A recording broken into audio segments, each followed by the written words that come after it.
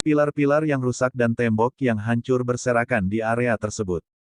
Karet dan puing-puing menutupi tanah, menceritakan kisah kesedihan dan kegembiraan, tentang akhir zaman yang mulia.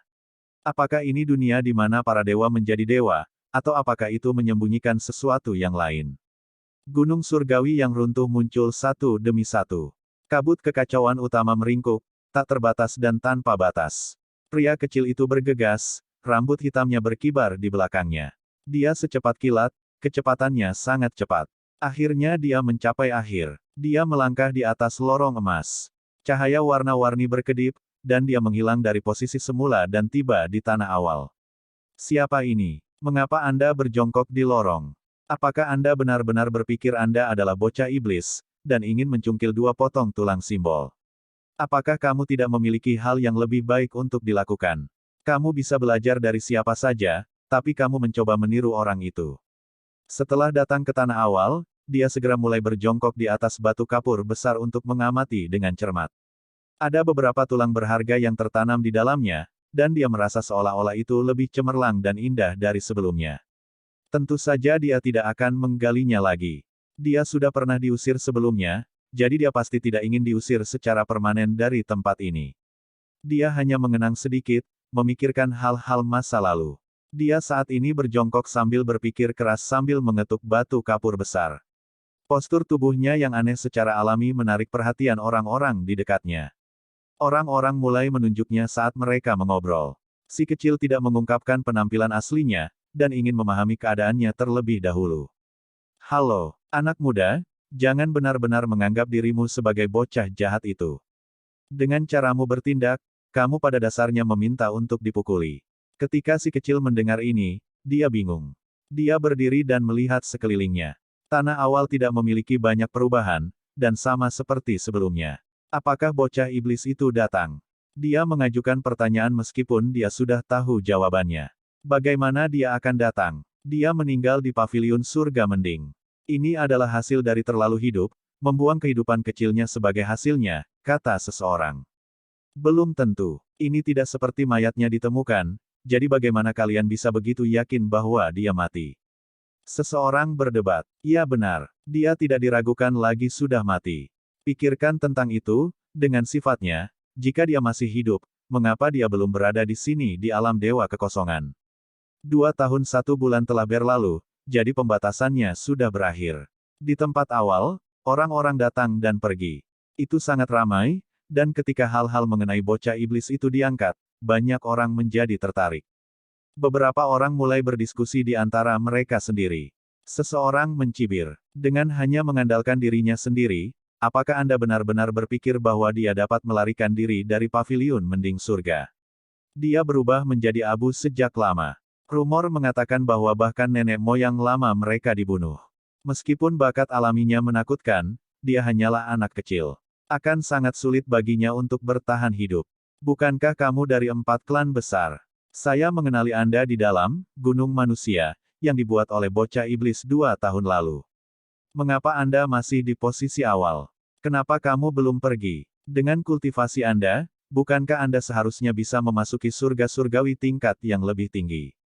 Seseorang mengejek. Apakah kamu tidak mendengar? Terlepas dari apakah itu 4 klan besar atau kekuatan besar yang memiliki permusuhan terhadap paviliun mending surga, mereka semua datang ke tanah awal hari ini untuk menunggu berita. Rumor mengatakan bahwa ada beberapa yang lolos dari pengepungan Heaven Mending Pavilion, membuat klan besar agak tidak nyaman. Akibatnya, mereka menyebarkan orang-orang mereka dan mencari di mana-mana. Si kecil tercengang. Void God Realm juga tidak damai, dan lebih rumit dari yang dia pikirkan. Meskipun pertempuran di paviliun mending surga telah berakhir, efek sampingnya belum hilang. Ombak yang tercipta tidak tenang. Ketika dia memikirkan pertempuran itu, dia segera mengepalkan tinjunya dengan erat dan merasa sangat tidak nyaman di dalam. Begitu banyak saudara dan saudari seniornya tewas dalam pertempuran, dan darah mereka mati di tanah merah murni. Adapun para tetua, praktis tidak ada dari mereka yang mampu bertahan.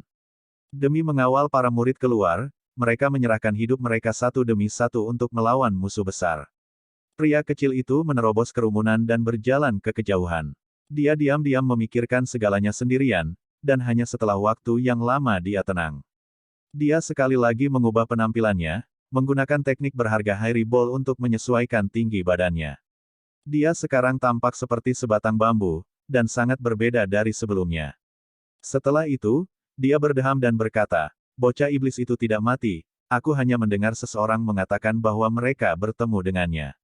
Dia hanya mencoba untuk melihat apa reaksinya, tetapi pada akhirnya sekelompok orang bergegas.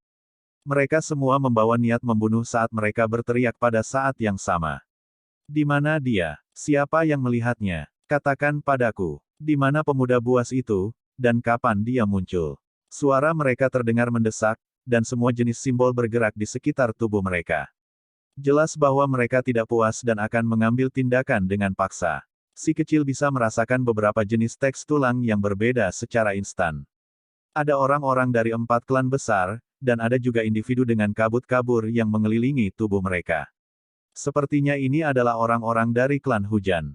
Selain orang-orang ini, masih ada pria dari kekuatan lain. Mereka semua berkumpul di sini juga, dan jelas ada orang-orang dari klan Tuoba dan lainnya. Saat itu, berbagai sekolah bergabung bersama untuk menghancurkan paviliun mending surga. Bukan hanya keluarga Tuoba, klan hujan, gunung binatang makam barat, dan 4 klan besar, masih ada beberapa kekuatan lain yang sangat tangguh. Kilatan aneh melintas di mata pria kecil itu saat dia tertawa dingin di dalam. Orang-orang ini benar-benar jiwa orang mati yang belum bubar. Dia akhirnya bertemu dengan mereka bahkan di dalam alam dewa kekosongan, dan mereka mencarinya bahkan di sini, mencoba menghilangkan akar yang tersisa. Sepertinya ada beberapa orang yang merasa bahwa dia masih hidup. Akibatnya, mereka menyebar pencarian mereka kemana-mana, berharap menemukan beberapa petunjuk. Lagi pula, bakat alami yang dia tunjukkan terlalu menakutkan. Bahkan beberapa kekuatan besar kuno takut akan kelangsungan hidupnya, karena hal itu dapat menyebabkan masalah besar. Cepat, bicara. Dari mana Anda mendapatkan informasi tersebut? Siapa yang menyebarkan rumor itu? Nada suara orang-orang ini tidak bagus. Mereka segera menggunakan ancaman, suara mereka membawa niat membunuh yang dingin. Selain itu, semakin banyak orang mulai berkumpul. Mereka semua penuh dengan niat membunuh dan niat buruk, dan satu-satunya yang ada di pikiran mereka adalah mencari tahu keberadaan bocah iblis itu. Si kecil secara langsung menyatakan bahwa ini adalah sesuatu yang dia dengar, dan bukan sesuatu yang pasti benar. Kata-kata yang kurang berguna, cepat dan beritahu kami. Seseorang dari 4 keluarga besar berteriak. Jangan main-main, atau kamu mungkin kehilangan nyawamu. Klan hujan bahkan lebih langsung. Itu adalah 2 orang tua. Yang satu memiliki seekor burung di bahunya, dan yang lainnya tampak agak licik dan rendah hati. Merekalah yang diam-diam mendiskusikan hal-hal ini, kata pria kecil itu. Apa? Kakek burung dan pena tua koin. Pergi, cari 2 benda tua itu dengan cepat. Mereka selalu berada di titik awal, dan tidak pernah pergi ke surga surgawi manapun. Kelompok orang ini langsung bergegas keluar seperti angin kencang.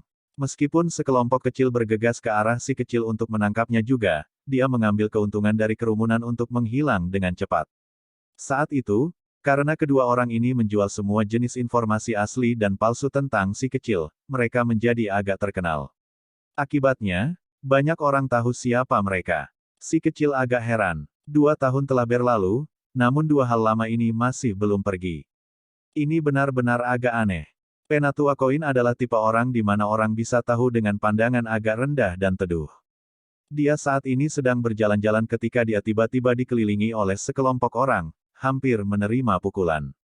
Kakek burung tidak jauh, dan setelah melihat ini, dia segera membuat dirinya langka. Pada akhirnya, bahkan sebelum dia bisa mengambil lebih dari 10 langkah, dia dihentikan. Anak-anak muda, jangan bertindak sembarangan. Identitas yang lama ini tidak normal. Jika kalian semua bertindak kasar terhadapku, maka instruktur klan kalian akan menyalahkan kalian semua. Penatua koin memiliki penampilan seseorang yang hebat dari dunia luar. Sekelompok orang semua memutar mata mereka dan menatapnya dengan jijik. Mereka semua mencibir. Apakah orang tua ini tidak takut dipukuli setelah melakukan begitu banyak omong kosong? Jika bukan karena fakta bahwa mereka menginginkan informasi darinya, mereka pasti sudah membersihkannya. Semuanya, jangan bertindak terburu-buru. Jika Anda memiliki sesuatu untuk dikatakan, katakan saja. Kakek burung juga memberi isyarat dengan tangannya, tidak membiarkan orang-orang mendekat. Kurang omong kosong, kalian berdua menipu begitu banyak orang saat itu. Saat ini, kami memiliki beberapa hal untuk ditanyakan kepada kalian berdua. Kalian sebaiknya tidak berbohong. Seseorang berbicara dengan cara yang sangat galak. Bicaralah, di mana kalian berdua menemukan bocah iblis itu? Klan Hujan menginterogasi dengan cara yang mendominasi. Bocah iblis. Penampilan tinggi dan perkasa Penatua Koin segera berubah. Dalam sekejap mata, kedua matanya mulai berputar sebelum dia dengan cepat bereaksi, berkata, jika Anda menginginkan informasi, Anda harus terlebih dahulu mengeluarkan 100 koin. Selanjutnya, dia dengan cepat menambahkan, ini 100 koin per orang. Saya tidak akan mengumumkannya secara terbuka. Siapapun yang ingin membayar, datang dan buat kesepakatan dengan cepat. Si kecil benar-benar tercengang saat dia melihat dari samping. Orang tua ini benar-benar rendah. Dia jelas dikelilingi oleh kerumunan dan dia sama sekali tidak tahu apa-apa, namun dia masih berani menjajakan informasi palsu. Dia benar-benar orang tua yang memalukan. Kamu penipu tua, berapa banyak koin yang kamu menipu kami selama 2 tahun terakhir? Anda masih ingin menipu kami? Seseorang segera menjadi marah. Informasinya bisa diandalkan. Jika kalian tidak percaya padaku, maka secara alami akan ada orang dalam kegelapan yang akan menjualnya dengan harga lebih tinggi. Jangan mulai menyesal nanti. Penatua Koin berbicara dengan tegas. Aku akan mengulitimu hidup-hidup. Seseorang akan mengambil tindakan. Namun, individu itu dihentikan. Orang-orang berbalik dan melihat kakek burung yang tampak sedikit lebih sederhana dan jujur. Orang tua, bagaimana denganmu? Satu informasi untuk 200 koin. Kakek burung menanggapi dengan tenang. Brengsek, Anda hal tua yang gila. Setelah menanyakan informasi Anda juga ingin menagih kami. Selain itu, harganya juga 2 kali lipat. Semua orang menjadi marah. Informasi yang saya jual adalah nyata. Informasi orang itu palsu, jadi milikku secara alami lebih mahal. Kakek burung juga berbicara dengan tenang. Penatua Koin tidak puas ketika dia berkata, kamu orang tua, kamu berani memfitnah saya. Jika kita menggunakan dasar bahwa siapapun yang harganya lebih tinggi menawarkan kebenaran, maka saya telah memutuskan bahwa saya akan menjual informasi saya seharga 300 koin. Anda bahkan berani menyampaikan informasi palsu sebagai nyata. Anda hanya penipu, saya memperlakukan semua orang dengan adil. Kakek burung memberinya tatapan jijik. Omong kosong, kamu penipu tua. Kedua individu mulai berdebat satu sama lain. Mereka membusungkan janggut mereka saat mereka saling menatap dan memilih.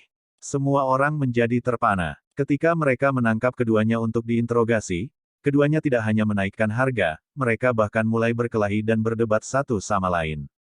Itu hanya membuat orang menjadi gila. Cukup, apakah kalian sudah selesai? Cepat beritahu kami di mana anak iblis itu. Di mana dia menyembunyikan tubuhnya. Orang-orang klan Tuoba muncul. Mereka sangat mendominasi dan benar-benar muak dengan mereka. Bawa koinnya. Bahkan jika ada satu yang hilang, kami tidak akan memberitahumu. Kedua orang tua itu berteriak serempak.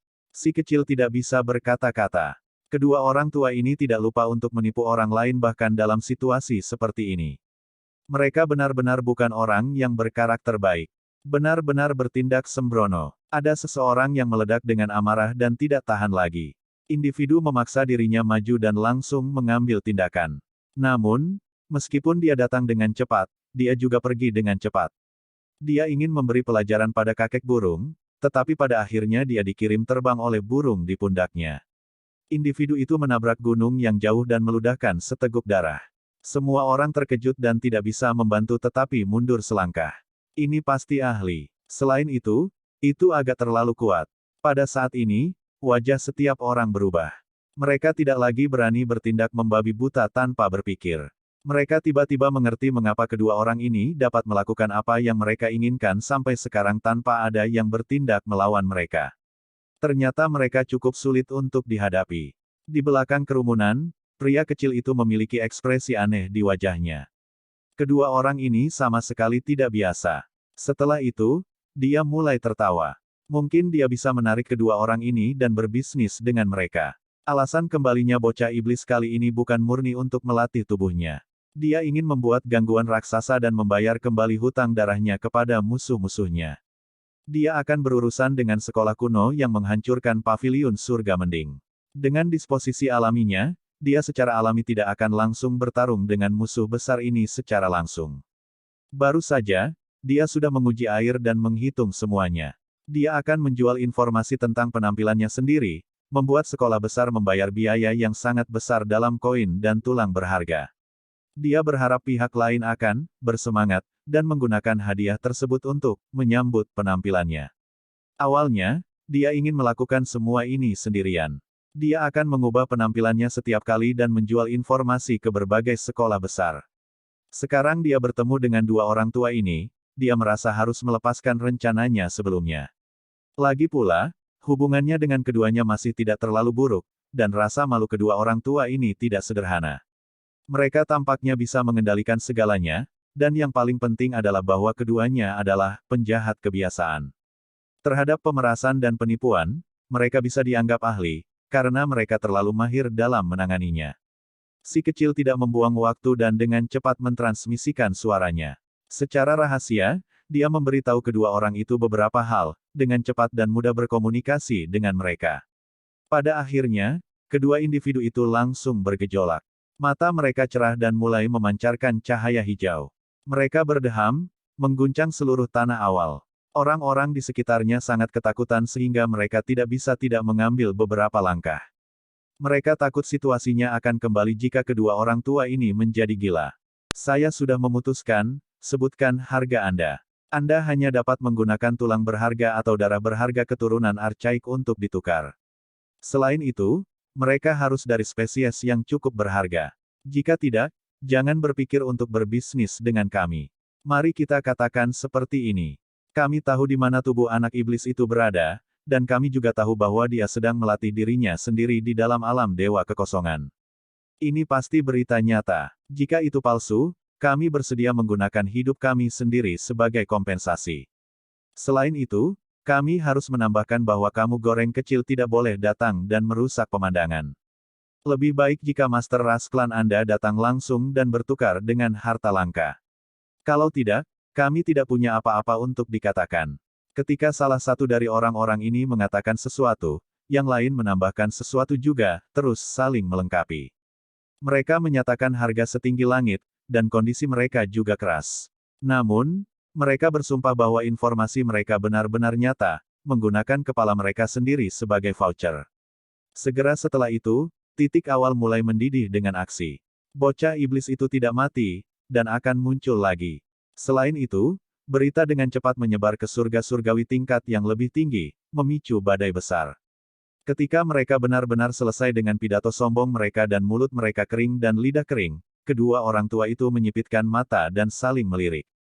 Mereka mulai bergumam pelan ketika tidak ada orang di sekitar mereka. Hati anak nakal iblis ini benar-benar gelap. Dia tiba-tiba muncul dan ingin membuat orang bertukar informasi dengan harta berharga. Benar-benar terlalu memalukan. Kulit anak muda itu terlalu tebal, dan hatinya benar-benar gelap. Dia jelas melompat keluar sendiri untuk membalas dendam, tapi dia membuatnya tampak seolah-olah orang lain memohon padanya. Sungguh penipu. Apakah kalian berbicara tentang dirimu sendiri? Saya merasa deskripsinya agak tepat. Bocah iblis itu menggelapkan wajahnya dan berdebat tanpa tujuan. Anak itu tidak mati di dalam Heaven Mending Pavilion. Berbagai kekuatan bergabung untuk mengelilingi area itu, dan ada banyak ahli di sana. Bahkan setelah perang yang begitu pahit, dia masih bisa lolos dari bahaya. Berita menyebar, dan mereka dengan cepat berkembang biak dari tanah awal ke surga surgawi yang lebih tinggi. Itu memicu gelombang besar keributan. Pada saat ini, tanah awal penuh dengan kebisingan. Semua orang sedang berdiskusi. Beberapa orang percaya, dan beberapa orang dengan dingin tertawa, tidak yakin. Terlepas dari apakah itu 4 klan besar, klan hujan, keluarga Tuoba, atau keluarga kuno, mereka semua membuat orang-orang bergegas untuk mencari konfirmasi. Semakin mereka mendengar, semakin menahan rasa takut yang mereka rasakan terhadap anak buas itu. Jika bakat alaminya benar-benar menakutkan seperti yang dikatakan rumor, bahkan dia tidak menjadi penguasa wilayah terpencil ini ketika dia tumbuh dewasa, dia pasti akan menunjukkan penghinaan bahkan terhadap para ahli tertinggi. Dia benar-benar tidak boleh dibiarkan tumbuh dewasa. Apakah kamu tidak tahu siapa dua benda tua itu? Mereka adalah dua penipu, dan telah menipu begitu banyak orang. Ada juga orang yang merasa bahwa ini bukan masalah besar. Di awal, segala macam hal sedang dibahas. Namun, tidak semua orang percaya rumor itu. Lei, apa yang kalian katakan?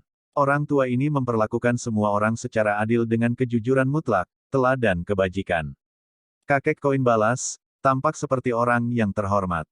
Kakek burung duduk di sisi lain, tampak agak tenang dan santai.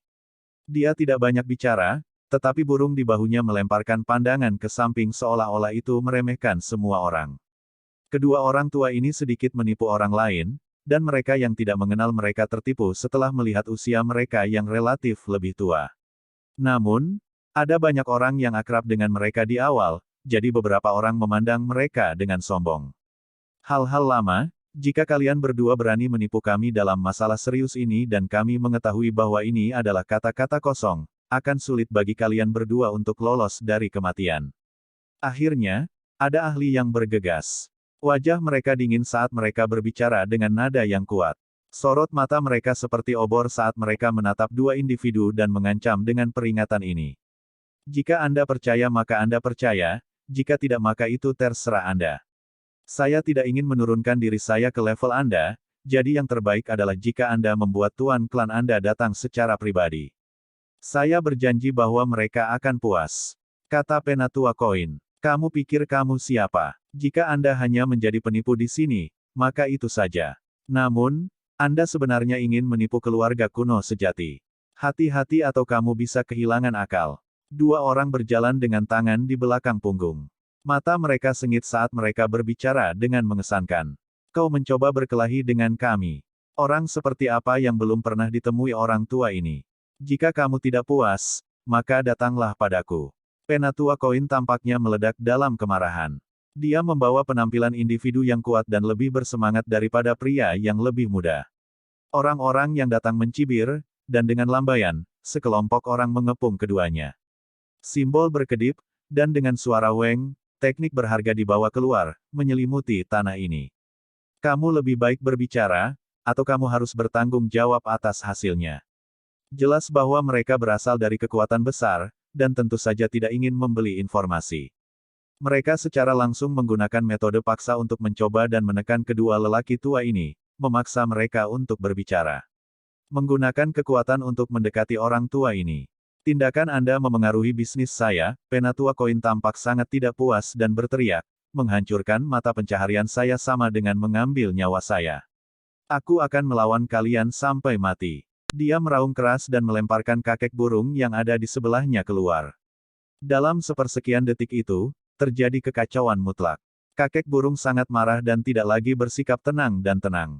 Teknik berharga sekelompok orang hancur di tempat. Semua jenis simbol berkedip, membuat area ini sangat cemerlang. Kakek burung berbalik dan tidak menghadap semua orang, malah menghadap Penatua Koin. Namun, burung di bahunya malah melayang ke udara dan menghadapi musuh.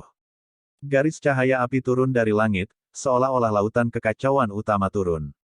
Burung itu sangat menakutkan, segera mengubah kecepatan ini menjadi lautan api yang mengamuk. Sekelompok orang berteriak sedih saat mereka langsung berubah menjadi obor manusia. Mereka mulai berguling-guling di tanah satu demi satu sebelum mundur dan melarikan diri. Meskipun hidup mereka tidak dalam bahaya, tubuh mereka praktis setengah terpanggang. Yang memimpin orang-orang itu bahkan lebih mirip batu bara olahan. Dia tidak membawa sedikit pun kesombongan lagi saat dia gemetar karena rasa sakit. Hanya dengan mengandalkan dukungan orang lain dia bahkan bisa berdiri. Hal yang paling tidak bisa ditoleransi adalah kedua lelaki tua itu lari ke samping dan mulai berkelahi satu sama lain. Keduanya tidak memperhatikan kelompok mereka, dan semua ini dilakukan oleh seekor burung. Apakah logika surgawi bahkan berlaku untuk tua ini? Sekelompok orang dalam kesedihan dan kemarahan, dan meskipun mereka ingin menangis, tidak ada air mata yang keluar. Hanya dalam sepersekian detik, dua orang tua yang bertarung itu segera menjadi setara dengan iblis di mata mereka. Setelah menyaksikan pertarungan ini, semua orang menyerah pada rencana mereka untuk menggunakan kekuatan. Kedua orang tua ini benar-benar tidak layak untuk diprovokasi. Kekuatan mereka dalam dan tak terukur, dan yang paling penting, mereka kurang dalam hal moral. Namun, karena situasi saat ini, kata-kata mereka tampak sedikit lebih jujur. Beberapa orang mulai merasa mungkin keduanya benar-benar tahu keberadaan bocah iblis itu.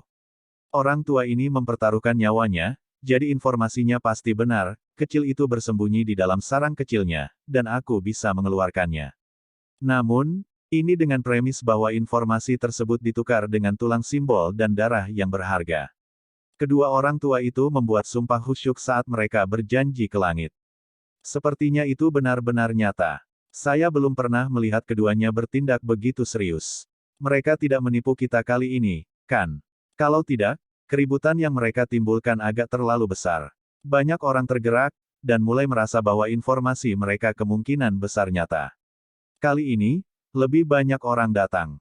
Tanah awal memiliki aliran orang yang bergerak, dan banyak kekuatan besar mengirim ahli mereka untuk mencari tahu apa yang sebenarnya terjadi. Tentu saja, tidak semua orang di sini memiliki permusuhan. Banyak dari mereka hanya mengikuti di mana orang banyak, karena bayi yang membuat marah baik, langit dan orang-orang, terlalu unik. Sekarang setelah masa pengasingannya berakhir, tidak ada yang tahu badai gila macam apa yang akan dia timbulkan. Kembalinya bocah iblis ke Void God Realm benar-benar sesuatu yang dinanti-nantikan. Hehe, haha, aku benar-benar ingin melihat penampilan seperti apa yang akan dia berikan kepada kita sekarang setelah 2 tahun berlalu. Saya berharap 4 klan besar, keluarga Tuoba dan yang lainnya berperang di dalam, dan akan lebih baik jika keturunan kuno Gunung Binatang Makam Barat bergegas juga. Jika gunung dewa kuno seperti Gunung Yi dan Meteor Selatan juga mengirim makhluk berdarah murni mereka, begitu mereka melakukan perjalanan dari Tanah Suci melalui pegunungan dan sungai limbah besar, itu akan lebih menakjubkan lagi. Berita menyebar keluar dengan kecepatan yang tak terbayangkan, dengan cepat mencapai surga surgawi yang lebih tinggi. Itu menarik perhatian banyak orang. Sangat mudah untuk melihat bahwa setelah 2 tahun, tanah awal sekali lagi menjadi tempat berkumpulnya badai. Apakah yang kalian katakan itu benar? Kedua orang tua itu benar-benar punya nyali, benar-benar berani menjual informasi semacam ini. Mereka pasti memiliki semacam kekuatan yang mendukung mereka. Pertama, keduanya cukup kuat, dan tidak mudah didorong. Kedua, kemungkinan besar mereka benar-benar tahu keberadaan anak itu. Orang-orang klan hujan berdiskusi di antara mereka sendiri. Kebencian mereka terhadap bocah iblis itu sangat dalam.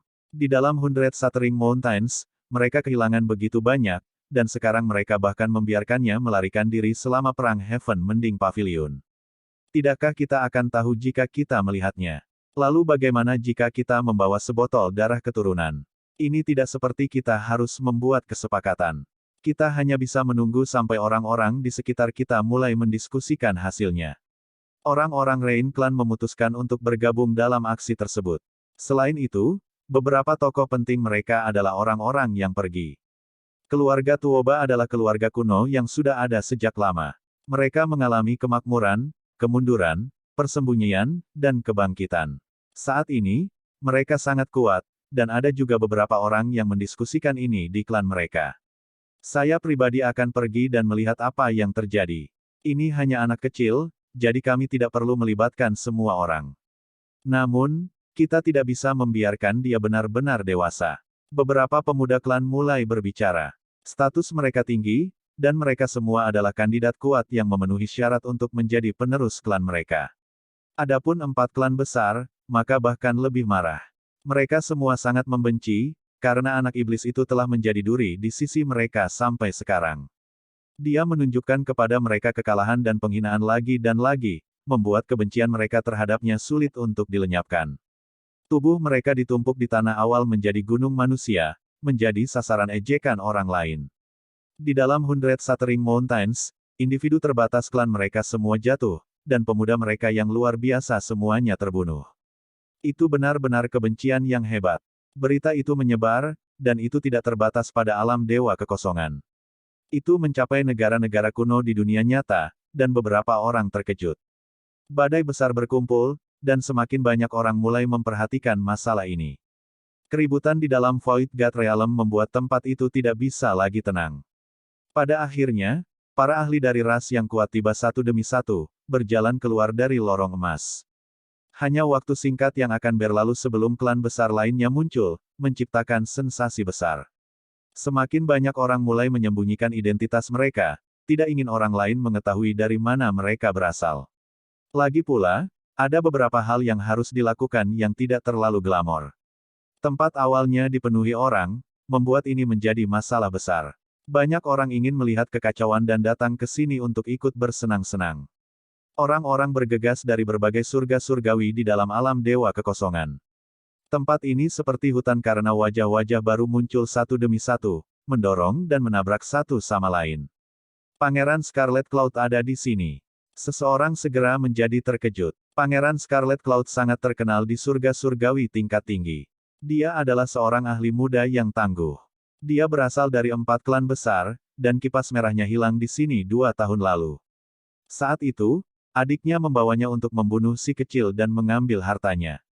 Setelah membuat marah si kecil, dia ditekan dengan paksa, yang menyebabkan malapetaka yang akhirnya dihadapi 4 klan besar.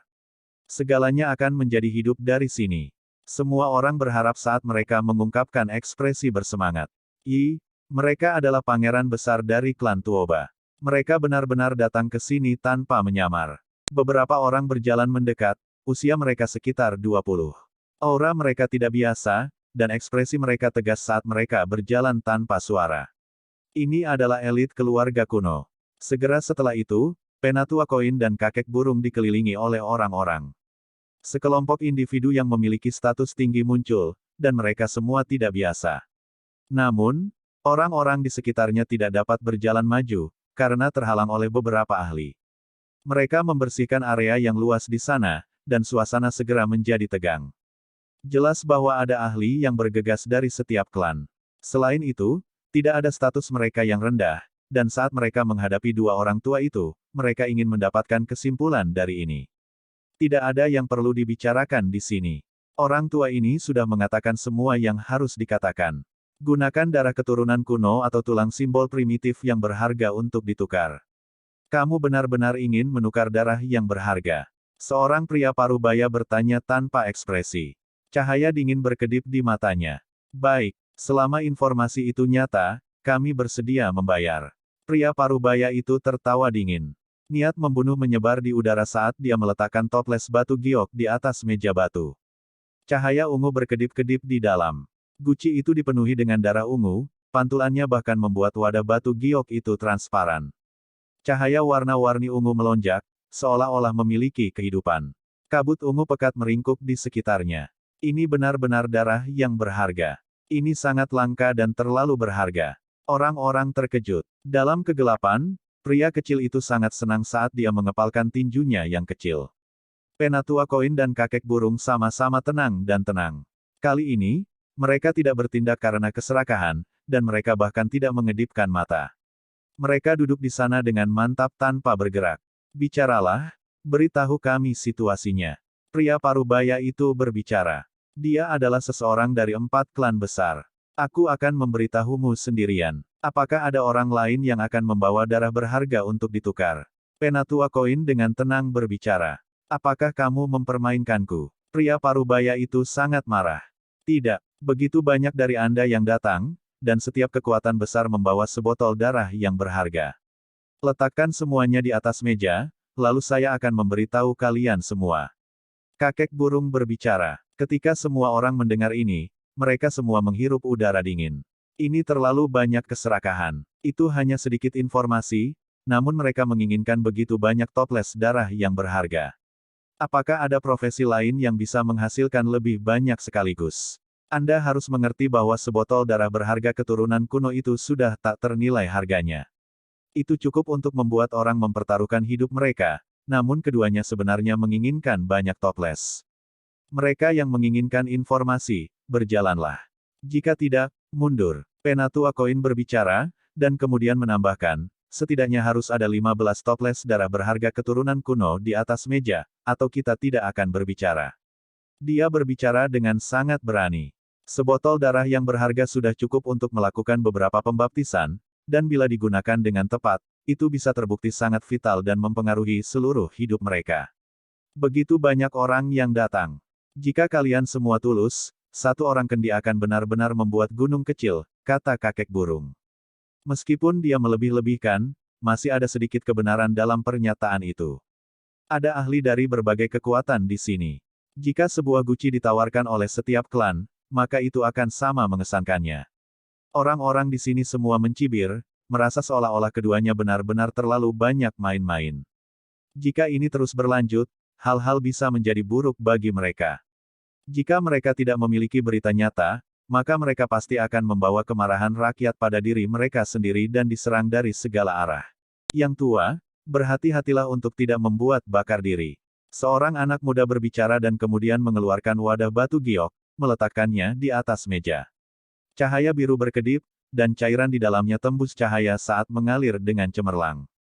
Hitung aku juga. Pangeran Scarlet Cloud dengan tenang berbicara.